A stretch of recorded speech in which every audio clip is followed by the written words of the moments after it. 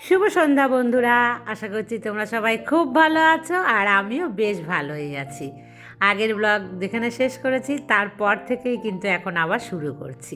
আর তোমাদেরকে সবার আগে বলি, কাল আমি ব্লগ দিতে পারিনি একটাই কারণে, আমি এত ব্যস্ত ছিলাম যে এডিট করতে পেরেছিলাম মোটামুটি, কিন্তু ভয়েস দিতে পারিনি। তার জন্য আমি ভিডিওটা তোমাদেরকে দিতে পারিনি।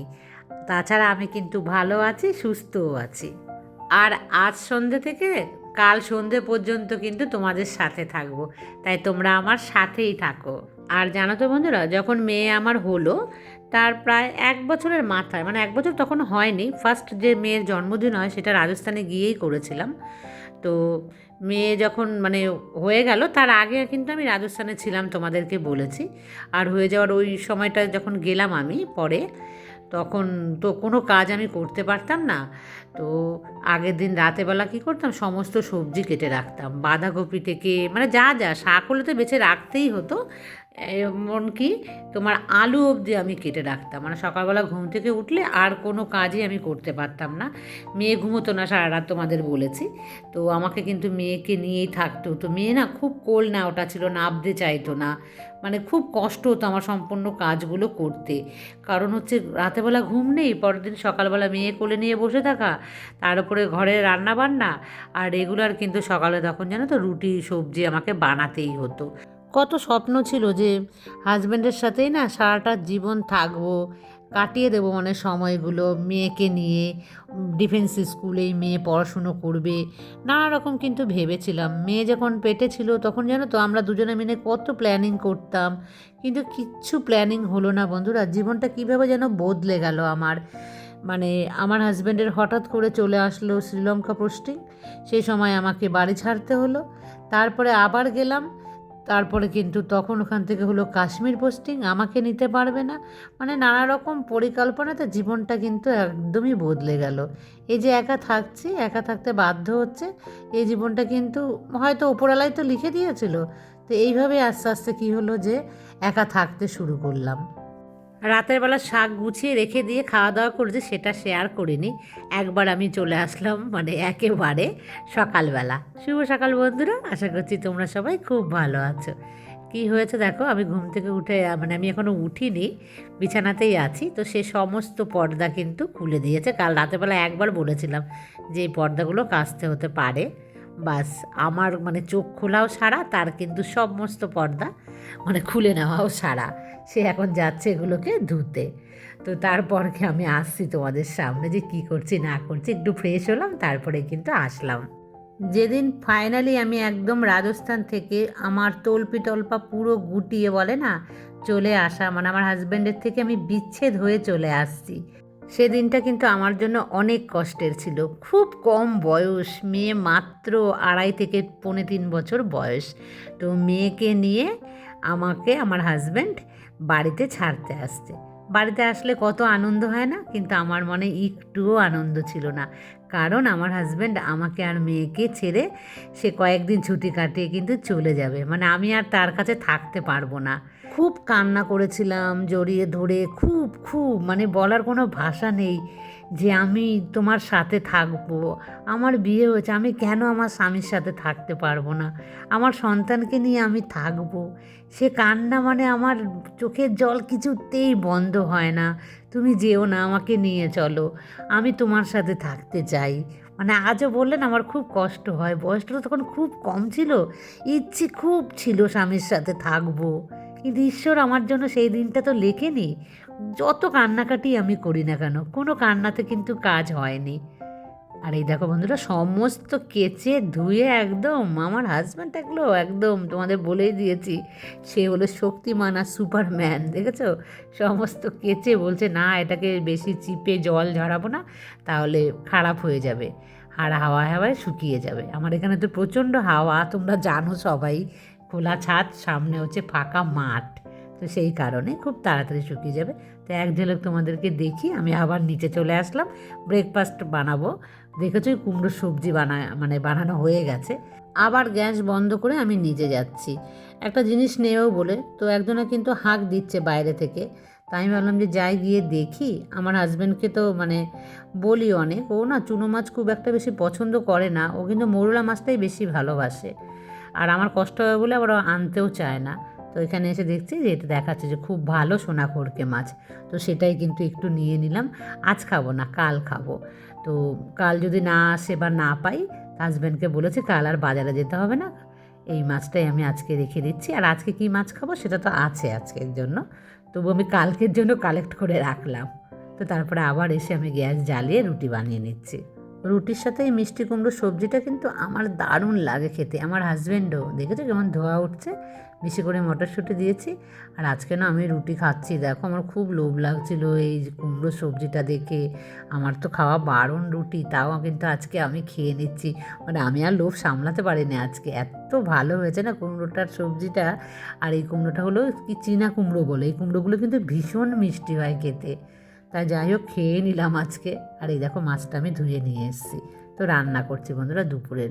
এই শোল মাছ বেঁচে আছে, শোল মাছ না আমরা খুব খাই জানো তো, ভীষণ উপকারী মাছ তো, আর ভীষণ ভালোও লাগে খেতে। আর এই দেখো সর্ষে শাকের মধ্যে নুন দিয়ে এইভাবে চটকে কিন্তু আমি নিচ্ছি।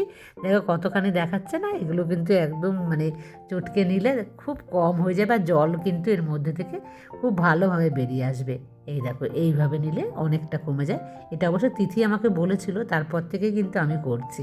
তারপর তো হাজব্যান্ড আমাকে রেখে গেল কোথায় জানো তো, এই ভাড়া বাড়িতে ঠিক করলাম। মেয়ে তো প্রায় 3 বছর হয়ে গেলে স্কুল ভর্তি হয়ে যায়, সে কিন্তু মানে রেখে গেল ভাড়া বাড়ি একটা দেখে।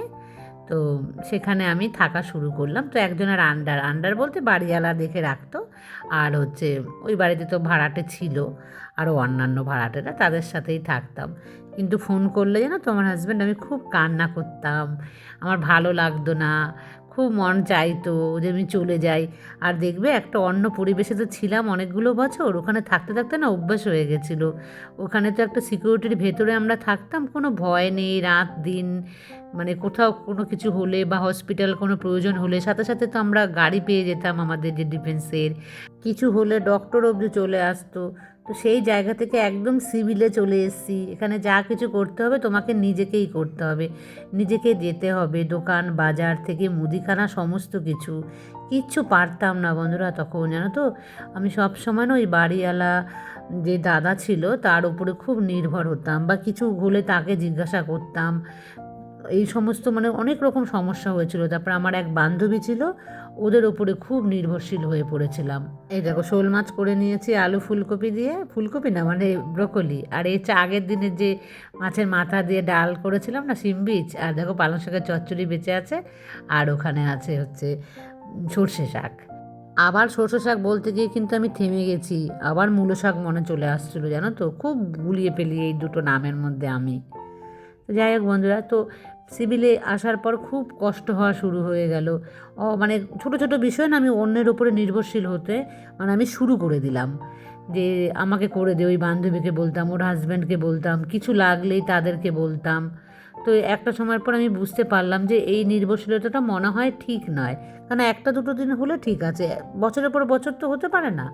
আর এই দেখো বস্তাটার ভেতরে কী ছিল বলো তো, অনেক জামা কাপড় ছিল। মানে ওই যে শোকেসটা ছিল না পুরনো ভাঙাচোরা, তার ভেতর থেকে বার করে নেওয়া হয়েছে। তো কিছু জিনিস আমি এর মধ্যে মানে অর্গানাইজ করে রাখবো, আর বাদ বাকি কিছু জিনিস কিন্তু আমি যেগুলো দরকার নেই সেগুলোকে আমি বাদ দিয়ে দেবো। তো আজকে এসছি জানো বন্ধুরা, আর সময়ই পাইনি। মধুমিতা আমাকে বলেছিল যে এটা যখন গোছাবে একটু দেখাবে।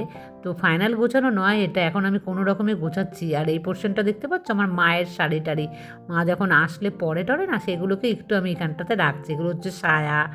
তো মায়ের জিনিসগুলো প্রথমত আমি এই পাশটা করে রাখছি, যে মা যেন হাতের কাছে পেয়ে যায়। তারপর দেখো এখন পুরনো জামা কাপড়ের মধ্যে থেকে এখান থেকে একটা কুর্তি আমি পেয়েছি, এটাকে আমি বাতিল করে দিয়েছিলাম। তো দেখো কুর্তিটা দেখছি না গায়ে হচ্ছে, মাঝখানে না অনেক বেশি টাইট হচ্ছিল। তো এটা পরে দেখলাম যখন হচ্ছে, তো আমি ওর বাবাকে বললাম যে এটা একটু ধুয়ে দিও, না হলে আমি ধুয়ে নেব। আর মানে আমি পরবো, এটা খুব আরাম জানো তো, ভীষণ নরম, লিলেন কাপড় বলে না সেটা। আর এই দেখো এইগুলো অনেকগুলো ভালো ভালোই আছে, সেগুলোকে আবার এখানে ঢুকিয়ে রেখে দিচ্ছি। এগুলো আর আমি ঢোকাবো ইনার ভেতরে। তো দেখো হালকার উপরে আমি রেখেছি। আর এইখান থেকে ব্ল্যাঙ্কেট সরে যাবে, এগুলো থাকবে না এখানে শীতটা চলে গেলেই। তো মায়ের এই জিনিসগুলো আমি রেখেছি, দেখো মায়ের দুটো গামছাও আছে, আর টুকটাক যা আছে এখানে নাইটি আছে এক সাইডে, মা এগুলো পরে আসলে পরে আর কি। আর এই পোর্শনে দেখো অল্প কিছু আমি রেখেছি, উপরটা ফাঁকা আছে, এখনও ঠিকঠাক অর্গানাইজ করিনি আমি, মানে ভেবেছি রেগুলার বেসিক যেগুলো লাগবে সেগুলোই কিন্তু আমি এখানে রাখবো, বাদ বাকি কিন্তু কোনো দরকারি বা যেগুলো অনেক দিন পর পর ব্যবহার হবে সেগুলো আমি এখানে রাখবো না। তো কেমন লাগছে বন্ধুরা? তোমরা কিন্তু অনেকেই বলেছো আমার এই যে ক্যাবিনেটটা, এটা ভীষণ সুন্দর বা খুব পছন্দ হয়েছে তোমাদের। আর এটা কিন্তু উডেন দিয়ে তৈরি, আমাকে কে একজন বলেছিল কিসের তৈরি। তো আমি এর আগে বলেছি, যদি তুমি আমার ব্লগ দেখে থাকো তো জানবে, তো আর একবার বলে দিলাম তোমার জন্য। আর বন্ধুরা দেখো, এই ঘরটা আমার এত ভালো লাগে এখন, এই ঘরে আসলে না আমার কিন্তু আর ওপরে যেতে ইচ্ছেই করে না, মানে একদমই রান্নাবান্নাটা যেহেতু ওপরে, সেই জন্য কিন্তু আমি ওপরে যাই, না হলে এই ঘরটা এখন আমার সব থেকে বেশি পছন্দের হয়েছে। আর এই যে ঠাকুরের জায়গাটা, সেই জায়গাটাকে তো সাজাবো, তোমাদের সাথে আমি শেয়ার করব। তো আমার তো মনে হচ্ছে যে মানে যদি এই ঘরটার মধ্যে এসি থাকতো না, আমি আর যেতামই না, রান্নাবান্না সমস্ত নিয়ে মনে হয় নিচে চলে আসতাম। কারণ এই ঘরটাকে সুন্দর করার জন্য অবশ্যই এর পেছনে অনেক পরিশ্রম দিচ্ছে আমার হাজব্যান্ড, এবং নানা রকমভাবে কিন্তু এটার জন্য অনেক খরচও করছে। তোমরা হয়তো বুঝতে পারছো অনেকেই যে এই ঘরটা কিন্তু আমার একদমই কমা ঘর নয়, এই ঘরটা কিন্তু আমার অনেক একটা ভালো এবং পছন্দের ঘর আমার। ওপরে যে কার্টেন দেখতে অরেঞ্জ কালারের, সেগুলো তো খুলে নিয়ে এসে বুঝতে পেরেছো, সেখানে কিন্তু আমার দুটো সেট ছিল। পরে আমি আর একটা সেট কিন্তু কিনেছিলাম এই রুমের জন্য, ভেবেছিলাম যে আর এক সেট দিয়ে মানে ম্যাচিং হয়ে যাবে, তো একই রকমই আমি অর্ডার দিয়েছিলাম। আর সেটা তোমাদের সাথে আমি শেয়ার করিনি, আর সেই তিনটেকেই কিন্তু আমি এই রুমে দিয়ে দিয়েছি। অরেঞ্জ কালারের কার্টেন আমার না ভীষণ ভালো লাগে, তো সেই জন্যই কিন্তু আমি অরেঞ্জ কালারের আর একটা নিয়েছি। আর খুব ফোটেও আমি দেখেছি, ভীষণ মানে ব্রাইট হয়ে যায় ঘরটা। তা তোমরা বলবে যে অরেঞ্জ কালারের যে কার্টেন এই ঘরটার মধ্যে ভালো মানে রঙটা খেলছে কিনা। আর অনন্যা, পায়েল এরা তো কোথায় হারিয়েই গেছে আমি জানি না। অনন্যা আমাকে বলেছিল যে তুমি পিঙ্ক কালারের কার্টেন নিও, তো আমি কিন্তু ওর কথা মতো অনুযায়ী পিঙ্ক আর হোয়াইটের উপরে যে ডাইনিং জায়গার যে কার্টেনগুলো দেখতে পাও সেগুলো কিন্তু আমি নিয়েছি। কিন্তু অনন্যা তো আর আমাকে আর কমেন্টস করে না, আমি জানি না কি হয়েছে ওর, হয়তো আর করবেও না কমেন্টস। আমার মন বলছে ও হয়তো আমার উপরে রাগ বা অভিমান কিছু একটা করেছে। যাই হোক অনন্যা, তুমি আমাকে কিন্তু জানিও। আর পায়েল, তার সাথে সাথে কি হলো, সোনা বাচ্চার আর কোনো খবর নেই, সে কিন্তু আর আমাকে কমেন্টস করছে না। আমি শুনেছিলাম ওর বাড়ি হচ্ছে, খুব ব্যস্ত হবে, হয়তো খুব ব্যস্ত। যাই হোক, তোমরা যদি একটু আমাকে মিস করো তো আমাকে কিন্তু অবশ্যই কমেন্টস করো। আর যারা যারা আমার ভিডিও দেখে আগে রেগুলার কমেন্টস করছে, তারা করছো না, তারা আমাকে কমেন্টস করো। আমি তোমাদের সবাইকে কিন্তু ভীষণভাবে মিস করি। আর বন্ধুরা দেখো, এই ঘরের চাদরটা আজকে তুলে দিলাম, অনেক দিন হয়েছে কিন্তু চাদরটা পেতে রেখেছি। আর এ ঘরের না ম্যাট্রেস কিন্তু পাতিনি, তোমরা বলতেই পারো যে এই ঘরে ম্যাট্রেস কেন পাতোনি। দেখো, একটা ম্যাট্রেস কিনেই আনা যায়, কিন্তু আমার মা তো এই ঘরেই থাকবে, তো মা একদমই ম্যাট্রেসে শুতে পছন্দ করে না। মা বলছে যে না, তোকে ম্যাট্রেস কিনতে হবে না, এখানে ম্যাট্রেসে শুলে কোনো আরাম নেই, আর কোমরেরও ব্যথা হয়, সেই জন্য কিন্তু মা বারণ করছে। তবে এখন আপাতত শুনলেও, জানি না ভবিষ্যতে শুনবো কি না মায়ের কথা, তবে এখন আপাতত এরকমই কিন্তু থাকবে। আর এই যে নোংরার বালতিটা, এর মধ্যে কিন্তু কোনো রকম এঁঠোকাটা নেই, এই সমস্ত খোসা ফলের বা সবজির এগুলোই কিন্তু আমি রাখি এর মধ্যে। তবে বালতিটা অনেক পুরনো, আমি পাল্টাই না একদমই, এটা ফেটেও গেছে, তোমরা হয়তো দেখবে। যাই হোক, যতক্ষণ যায় আর কি, মধ্যবিত্তের মানে বলে না, যতক্ষণ মানে ব্যবহার করা যায় তো ততক্ষণই করছি। আর এই দেখো, এসে দেখছি ও কার্টেন লাগিয়ে দিয়েছে আর একটা লাগায়নি, এখন কিন্তু প্রায় 2টো বাজে, জানো তো। এসে আমি এমন তাড়া দিয়েছি যে তুমি এখনও যাওনি স্নানে, আমার স্নান পুজো সমস্ত কিছু হয়ে গেল, খিদেতে কিন্তু এবার আমি অজ্ঞান হয়ে যাব, জানো তো। এরকম বলে আমি জোর করে পাঠিয়েছি, তখন বলছে তাহলে এটার কার্টেনটা তুমি ভরে দাও। এ ঘরে কার্টেন কিন্তু আমি ভরতে পারি। খাওয়া দাওয়া হয়েও গেছে, বা সন্ধে পুজো দিয়েও আমি চলে এসেছি। দেখেছো কেন হাসছে বলো তো? সে যে মানে চায়ের আশা করে না, তার আগে যদি আমি চা দিয়ে দিই তখন কিন্তু তার এরকম এক গাল হাসি হয়ে যায়, বলবে আমাকে ও আমার বউ আমার জন্য আমি না বলতেই চা বানিয়ে নিয়ে চলে এসছে। খুব খুশি হয়ে যাবে এই চা পেলে, কী যে ভালোবাসে। ওই দেখেছো আমার সঙ্গে কীরকম দুষ্টুমি করে, সব সময় যেন এরকম করে, আমাকে শুধু খোঁচা দেবে, এই করবে সেই করবে। আর দেখো, মুড়ির মধ্যে কয়েকটা বাদাম আর কিশমিশও আজকে আমি দিয়ে দিয়েছি। আর বন্ধুরা, আজকের মতন এই পর্যন্তই রাখছি, দেখা হবে নেক্সট ব্লগে, টাটা।